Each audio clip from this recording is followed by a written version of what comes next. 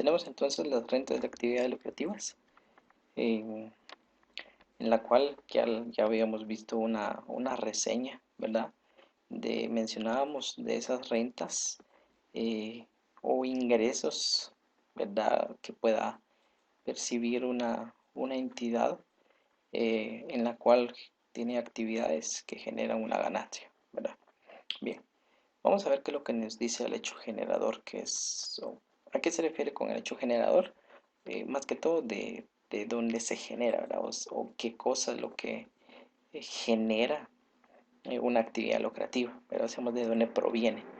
Dice, constituye hecho generador del impuesto sobre la renta, regulado en el presente título, la obtención de rentas provenientes de actividades lucrativas, ¿verdad? Realizadas con carácter habitual. Cuando dice habitual, usamos algo constante, ¿verdad? Que se realiza casi siempre. U ocasional, por personas individuales, jurídicas, entes o patrimonios que se especifican en este libro, residentes en Guatemala. Entonces nos da a conocer cuando se genera una actividad, ¿verdad? Lucrativa, y a veces cuando se menciona habitual usamos algo que se genera constantemente, como por ejemplo una empresa que compra y vende mercaderías, pues a eso se dedica. Entonces sobre eso es una actividad lucrativa, ¿verdad? Hacemos lo realiza eh, constantemente, ¿sí? Dice, se entiende. Vamos a ver qué es lo que comprende acá. Se entiende por actividad lucrativa las que suponen la combinación de uno o más factores de producción con el fin de producir, transformar, comercializar, transportar o distribuir bienes para su venta o prestación de servicios por cuenta y riesgo del contribuyente. O sea, nos está mencionando aquí qué es lo que puede ser una actividad lucrativa. Ya habíamos mencionado anteriormente, puede ser la producción, transformar, comercializar, ¿verdad? Transportar, incluso también puede existir empresas quienes se dedican al transporte, ¿verdad? O a prestar servicio de transporte, entonces es una actividad lucrativa, ¿sí? Aquí de igual manera nos da otros ejemplos, ¿verdad? Entonces ustedes lo pueden leer, nos da unos ejemplos de una actividad lucrativa. Un dato muy importante sobre lo que son las rentas exentas.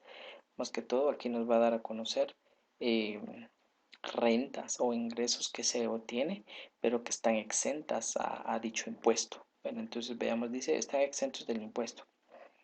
Las rentas que obtengan los entes que destinen exclusivamente a los fines no lucrativos. O sea que los ingresos que pueda obtener un ente del cual se ha constituido, pero que no es lucrativo, seamos como una actividad que no es lucrativo, no se dedica a lucrar, ¿verdad? Seamos su fin no es lucrar, quizás prestar un servicio, beneficencias y demás, ¿verdad? Entonces dice, de su creación y en ningún caso distribuyan directa o indirectamente utilidades o bienes entre sus integrantes, tales como los colegios profesionales, los partidos políticos, los comités cívicos, las asociaciones o fundaciones no lucrativas legalmente autorizadas e inscritas como exentas ante la administración tributaria, que tengan por objeto la beneficencia, asistencia o el servicio social, actividades culturales, científicas de educación e instrucciones artísticas, literarias, deportivas, políticas, sindicales, gremiales, religiosas o el desarrollo de comunidades indígenas y demás. Bueno, aquí nos está dando a conocer más que todo instituciones, ¿verdad? Que no lucran, y aparte de eso también nos da a conocer siempre y cuando que no se distribuyan utilidades ante sus integrantes, pero seamos ante quizás las personas quienes hayan constituido dicha institución. Como bien ya mencionábamos, puede ser colegios, universidades y otro tipo de entidades, ¿verdad? Religiosas también, ¿verdad? Que nos da a conocer. Bien, ya habíamos visto parte de eso. Veamos el número 2, dice, las rentas de las cooperativas legalmente constituidas en el país, provenientes de las transacciones de sus asociados y con otras cooperativas, federaciones y confederaciones de cooperativas. Sin embargo, bueno, vamos a ver eso, dice que las cooperativas que legalmente se han constituido en el país no pagan ISR. Entonces nos está diciendo que las cooperativas no pagan. Después dice, sin embargo, las rentas provenientes de operaciones con terceros sí están grabadas. No seamos, es como que transacciones que pueda realizar una de o diferentes de estas instituciones que no, quizás hasta cierto punto que no tengan mayor cosa que ver con la transacción que realiza una cooperativa, ¿verdad? Por eso dice acá eh, que son provenientes de las transacciones con sus asociados y con otras cooperativas, federaciones y confederaciones de cooperativas, pero sí con otro tipo de instituciones, como menciona ahí. Entonces sí tendría que pagar ISR si es que son transacciones con terceros. Bien, sujetos pasivos. Aquí el artículo 12, contribuyentes del impuesto, ¿verdad? Nos está dando a conocer, cuando decimos sujetos pasivos, los sujetos pasivos en este caso son, ¿cómo podríamos considerar? Son esas entidades quienes tienen la obligación de pagar el impuesto. Esos son los sujetos pasivos, ¿verdad? Incluso recordar lo que es el código tributario, ¿verdad? El código tributario nos daba a conocer los sujetos activos, quienes son los entes estatales quienes recaudan el impuesto, ¿verdad? En cambio acá, los sujetos pasivos son las personas o contribuyentes quienes pagan el impuesto. Entonces, pues se dice aquí contribuyentes del impuesto. Son contribuyentes las personas individuales, jurídicas y los entes o patrimonios residentes en el país que obtengan rentas afectas en el título. Aquí simplemente está mencionando, o cuando decimos contribuyentes del impuesto, son esas eh, entidades o personas quienes tienen la obligación de pagar el impuesto. Agentes de retención. Son sujetos pasivos del impuesto que se regulan este título en calidad de agentes de retención cuando corresponda a quienes paguen o acrediten rentas a los contribuyentes y respondan solidariamente del pago del impuesto. Bien. ¿A qué se refiere con ello? Con los agentes de retención. Simplemente son como parte también de los que van a pagar el impuesto. ¿Qué quiere decir con esto? Vean pues. Un agente de retención es esa entidad quien adquiere la obligación de pagar el impuesto a cuenta de otra entidad, ¿sí? Entonces es como decir que, por ejemplo, se me ocurre así fácilmente, eh, la entidad X, ¿sí? Va a comprar, imaginemos, va a comprar un monto de mercaderías a la entidad Y. La entidad Y es quien tendría que pagar el impuesto, ¿sí? Imaginémonos que es un ejemplo así sencillo, no vamos a determinar porcentajes, sino simplemente imaginémonos que son 10.000 quetzales de, de, de, de la compra que está haciendo la empresa X, ¿sí? 10.000, va. Y consideremos que el impuesto sea que vaya a pagar sea de 500 quetzales. Imaginémonos que por esos 10.000 va a pagar 500 quetzales de impuesto, ¿sí? La entidad Y. Pero la entidad X, que es un agente de retención, podríamos considerar, es quien adquiere la obligación de pagar ese impuesto, pero no lo va a pagar con su propio bolsillo, sino que podemos considerar que 10.000 tendría que pagar la entidad X a la entidad Y, pero como le va a retener, o sea, va a como separar 500 quetzales que tiene que pagar de impuesto, entonces lo único que la entidad X le va a pagar a la entidad Y serían 9.500, ¿verdad? Por la compra de la mercadería. Entonces 9.500 y esos 500 sería del impuesto y ese impuesto lo va a pagar a la SAT. ¿Sí? Entonces, ese es un agente retenedor porque quien está pagando de su propio bolsillo es la entidad Y, pero la entidad X es quien adquiere la obligación de pagar esos 500 quetzales. ¿Sí? Entonces, es un agente retenedor, es quien adquiere la obligación de otra entidad. Vamos a seguir. Régimen de actividad lucrativa. Aquí donde hemos visto parte importante, ¿verdad? Y siempre les he mencionado que debemos de aprender bien el nombre del régimen, o más que todo de cómo se divide la actividad lucrativa, ¿sí? Entonces, en la categoría de renta de actividades lucrativas se divide en dos regímenes, ¿sí? Entonces, aquí el artículo 14 dice: regímenes para las rentas de actividades lucrativas. Se establecen los siguientes regímenes para las rentas de actividades lucrativas. Uno, régimen sobre las utilidades de actividades lucrativas. Entonces, este régimen 1 se enfoca especialmente en el sentido o en la característica de que se va a calcular el ISR en base a las utilidades que obtenga la empresa, ¿sí? Entonces aquí este es el dato importante. Si tiene ganancia, paga impuesto. Si no tiene ganancia, por lógica, no pagaría impuesto, ¿sí? Entonces, espero me dé a entender eso. Entonces, el número 1 es régimen sobre las utilidades de actividades lucrativas. Si obtiene ganancia, paga impuesto. Si no tiene ganancia, no paga impuesto.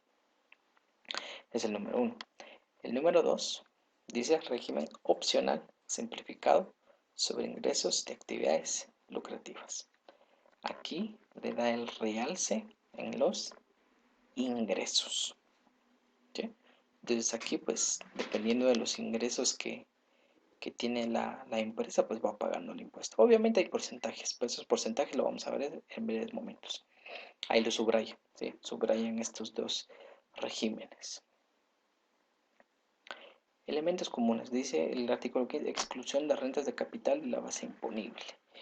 Aquí simplemente te dice, las rentas de capital y la ganancia de capital se graban separadamente de conformidad con las disposiciones del título 4 de este libro.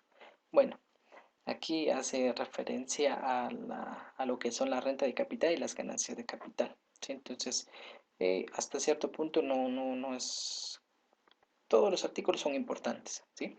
Pero pues no necesariamente profundizarlo, ¿sí? Entonces, quiero pasar de una vez al artículo 16, facturas especiales. Bien, se puede leer todo esto, pero quiero explicar este punto a la forma que siempre lo he explicado, ¿verdad? Para no darle tanto realce. Bien, las facturas especiales, recordemos que toda entidad quien vende un producto o presta un servicio tiene la obligación de emitir facturas, ¿verdad? Eso sí, no es opcional. Eso ya se ha visto en la ley del IVA, ¿verdad? De que en toda transacción comercial se debe de emitir una factura. Ok, entonces, sabemos que siempre quien vende es quien emite factura, ¿sí? Sabemos quien compra es quien recibe la factura. ¿A qué se refiere con eso? Hacemos simplemente nosotros como compradores cuando vamos a, a una empresa, ¿verdad? Vamos a comprar una computadora, vamos a comprar un celular, vamos a comprar un televisor, compramos muebles, por ejemplo, o vamos al supermercado y vamos a comprar productos, pues obviamente sabemos de que la empresa es quien nos va a entregar, ¿verdad? O nos va a dar la factura. Entonces, la empresa, quien vende, es quien emite la factura. Ahora bien, muchas veces las empresas, pues, siempre tienen esa potestad o esa obligación más que todo de manejar las facturas para los registros contables. Pero hay que considerar, ¿verdad? Hay que considerar que si una empresa va a adquirir quizás un servicio o va a comprar algo y no le emiten factura, entonces en este caso la empresa quien está comprando es quien tendría que emitir la factura, solo que no va a emitir una factura normal, sino que va a emitir una factura especial, ¿verdad? Hacemos factura especial la que tendría que emitir. Entonces sobre eso, sobre el valor de la factura especial, por lógica sin el IVA, porque recordemos que siempre todas las facturas siempre están con IVA incluido, entonces el valor de la factura sin el IVA es sobre eso al que se le va a calcular el ISR, ¿sí? Entonces, ahí no es opcional, sin importar la cantidad. Si la factura especial es de 15, 20, 50 quetzales, 100 quetzales, 1000 quetzales, veamos, cualquiera que fuese el valor de la factura especial, se debe de calcular el ISR, ¿de acuerdo? Entonces, recordemos esa parte. Obviamente ustedes pueden leerlo, ¿verdad? Seamos, para no darle tanto realce, pero en fin, ahí sí que siempre si hay alguna duda, pues me pueden preguntar para poder profundizar si consideran necesario, ¿verdad? Entonces, por favor leen ese artículo para no tener eh, complicaciones, ¿de acuerdo?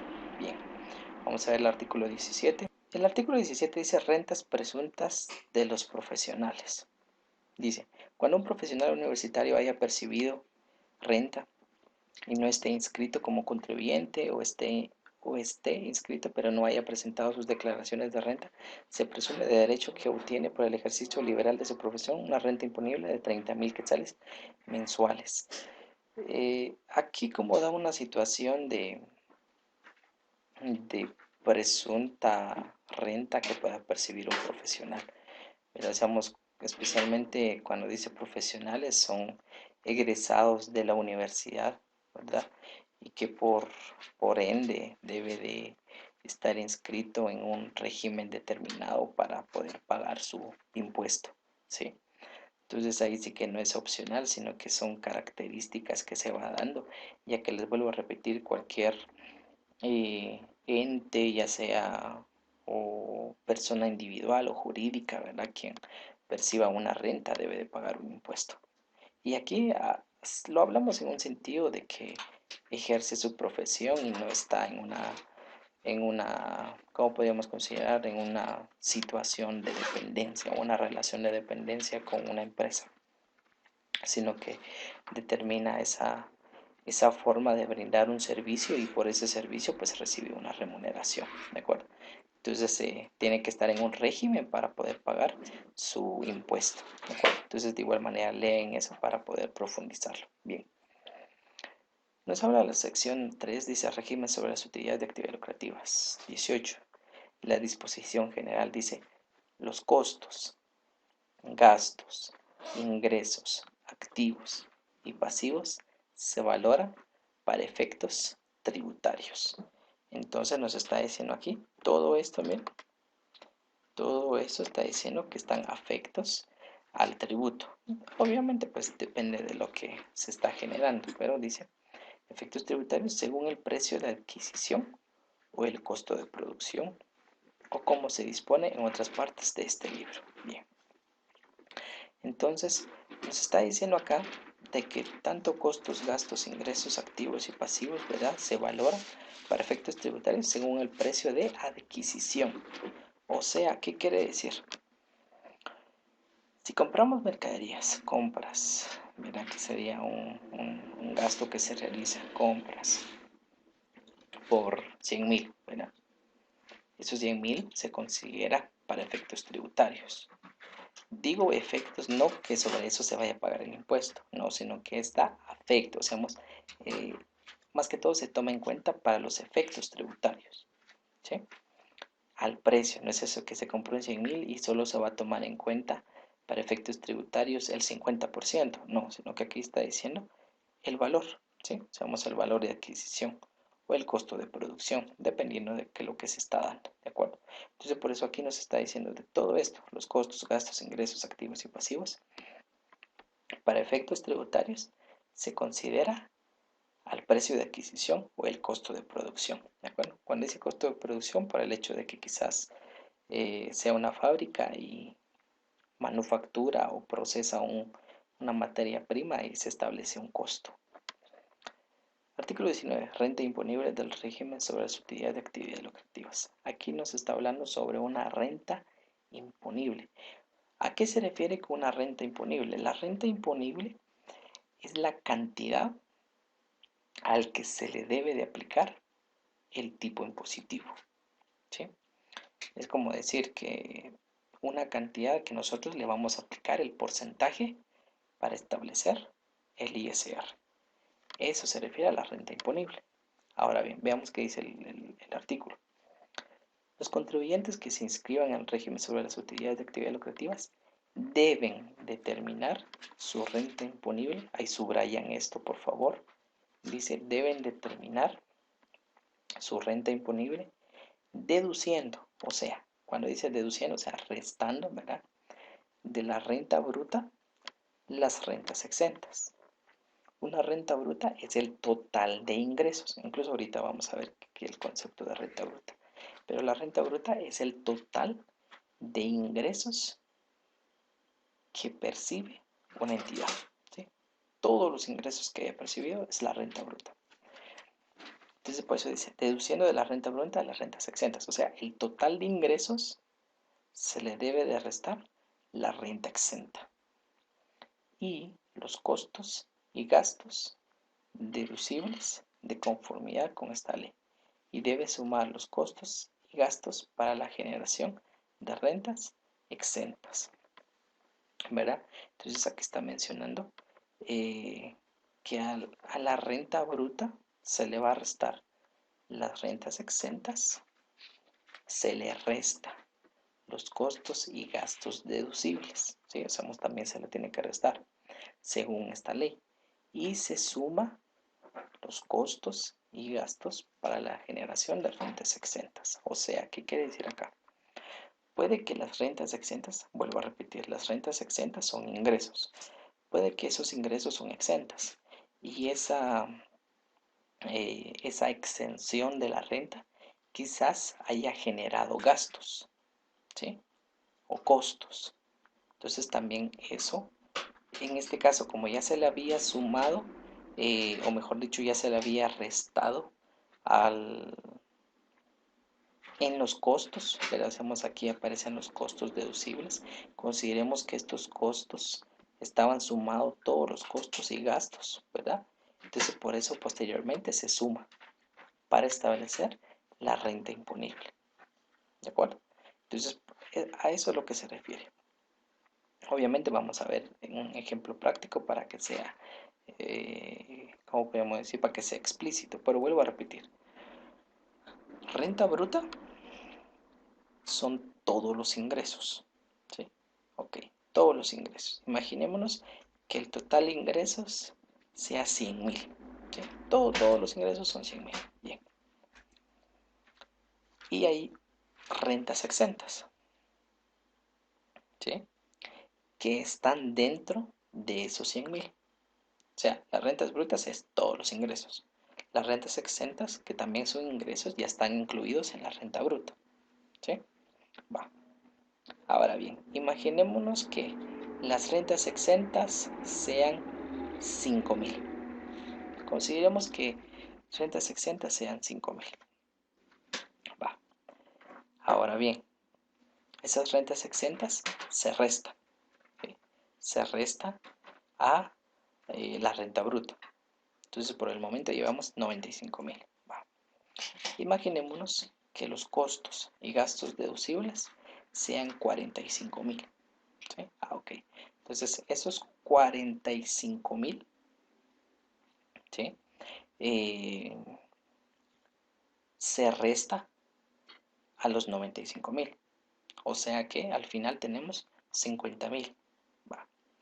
Esos 50.000, imaginémonos también que haya gastos o costos y gastos que se hayan generado por las rentas exentas.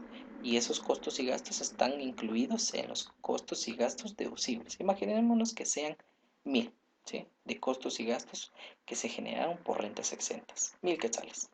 Ok.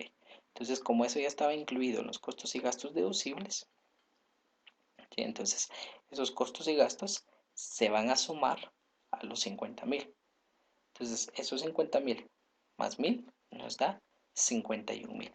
Eso es la renta imponible, a la cantidad al que le vamos a aplicar el ISR. ¿De acuerdo? Entonces, por favor, subrayen esta parte. Si gustan, pueden subrayar todo o si no, desde aquí, cuando dice se determina la renta imponible y todo esto, ¿sí? Subrayenlo, por favor. ¿De acuerdo? Entonces, para no tener complicaciones. Bien. Espero me ha dado a entender, ¿verdad? Hacemos hasta cierto punto se vuelve un poquito complejo, ¿verdad? Pero espero que no tengamos complicación. Incluso, como les decía, vamos a tener un ejemplo para ello, ¿verdad? Para no tener complicaciones, ¿sí? Y así seguir avanzando. Bien, vamos a ver la renta bruta. Consideramos esta parte de la renta bruta, como les decía, es el total de ingresos. Vamos a ver qué es lo que nos dice aquí. Constituye renta bruta el conjunto de ingresos. Dice, constituye renta bruta el conjunto de ingresos y beneficios de toda naturaleza, grabados o exentos, ¿verdad? Hacemos todo lo que es ingresos, ¿de acuerdo? Habitual o no. Cuando dice habitual o no, sabemos que si es constante los ingresos o no. Devengados o percibidos. Hay una diferencia entre lo devengado y lo percibido. Devengado es ganado, percibido es lo recibido. ¿Cómo lo vemos desde ese punto de vista? Veamos. Imaginémonos que tenemos ingresos, ¿sí? Ingresos que se recibieron, pero que aún no se han ganado, ¿verdad? Puede existir esa probabilidad. Imaginémonos que el 1 vamos a ver, de septiembre hayamos recibido 5.000 quetzales, ¿verdad? 5.000 quetzales de, vamos a ver, de comisiones, ¿verdad? Comisiones recibidas, percibidas, mejor dicho, comisiones percibidas, 5.000 quetzales. Pero esas comisiones son de 3 meses, septiembre, octubre y noviembre. Pero nosotros solo lo registramos como comisiones percibidas. ¿Sí? Entonces, eso lo percibimos, o sea, sí lo recibimos. Imaginemos caja y bancos a comisiones percibidas y el IVA por consiguiente, pero vamos a dejar a un lado el IVA. ¿Sí? Entonces, caja y bancos a comisiones percibidas. Va. Recibimos el dinero. ¿Ya lo ganamos? No, no lo hemos ganado. No lo hemos devengado. ¿Sí? Entonces, imaginémonos que pasa septiembre, octubre y llegamos finales de noviembre. Entonces, ese monto de los 5.000 se convierte en ganado. A eso se refiere, ya sea devengado o percibido. ¿Sí? En el periodo de liquidación provenientes de ventas de bienes o prestación de servicio y otras actividades lucrativas. Asimismo, constituye una renta bruta los ingresos provenientes de ganancias cambiarias originadas en compraventa de moneda extranjera, los beneficios originados en el cobro de indemnización en el caso de pérdida extraordinaria sufridas en los activos fijos cuando el monto de la indemnización supera el valor de libros de los activos. Bien, vean pues, para no darle tanto realce y... Vamos a ver, voy a ver este artículo, después voy a explicar otro detalle. 21. Costos y gastos deducibles. Cuando decimos costos y gastos deducibles, un detalle sumamente importante y quiero que puedan subrayar en su ley, dice, se consideran costos y gastos deducibles siempre que sean útiles, necesarios, pertinentes o indispensables para producir o conservar la fuente productora de rentas grabadas. ¿Qué quiere decir?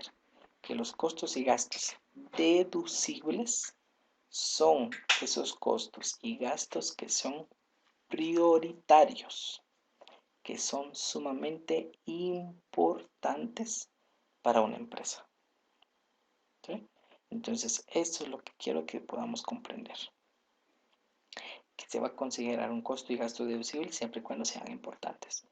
Por ejemplo, los sueldos a los empleados. ¿Es deducible? Sí es deducible. ¿Por qué razón? Porque es necesario. O sea, no vamos a contratar un personal para que trabaje en la empresa y no pagarle. No se puede. Y tampoco no podemos decir, bueno, no importa, no tenemos personal y ya, pero ¿cómo se supone que va a funcionar la empresa? No se puede, ¿verdad? Entonces, por eso es necesario pagar un salario, ¿sí? Entonces, por eso se considera eso como un costo y gasto deducible, o sea que es primordial. ¿Qué otra cosa? Algo que aparte de sueldos, alquileres. Por ejemplo, alquileres. Alquileres es un gasto, ¿verdad? Y que es deducible. ¿Por qué razón? Porque imaginémonos que si la empresa no tiene un local, no tiene un edificio donde poder trabajar, ¿verdad? O sea, poder comprar y vender y más que todo un lugar donde poder establecer la empresa. Tiene que pagar un local, tiene que pagar el alquiler, ¿verdad? Entonces es prioritario, es necesario, es deducible. Entonces por eso a eso se refiere con los costos y gastos deducibles, ¿de acuerdo?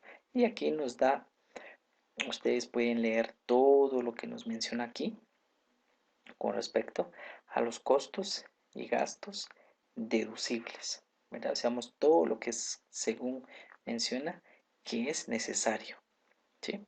Aquí nos daba a conocer, por ejemplo, los costos de producción y de venta de bienes, los gastos, gastos de transporte y combustible, los sueldos, aguinaldo, bonificación, ¿verdad? Son deducibles, ¿sí? Entonces, cada uno de estos es sumamente importante, ¿de acuerdo? Entonces, vean cada uno de esos numerales, ¿sí? Subrayen lo que consideran importantes. Bueno, la verdad es que aquí todo es importante, ¿verdad? De los numerales, de los costos y gastos deducibles. Incluso si vemos, vamos a ver, llevamos 23 numeral, tiene 29 numerales, ¿verdad? 29 numerales nos da a conocer los costos y gastos deducibles para que vean que es sumamente importante comprender qué son los costos y gastos deducibles. Y con esto concluyo este video recordando que los costos y gastos deducibles son los costos y gastos prioritarios, ¿sí? Necesarios para que pueda funcionar una empresa. ¿Sí? Entonces, igual yo voy a seguir profundizando el mismo para no tener complicaciones. ¿Sí? Entonces, analicen cada uno de ellos y para ver el siguiente video.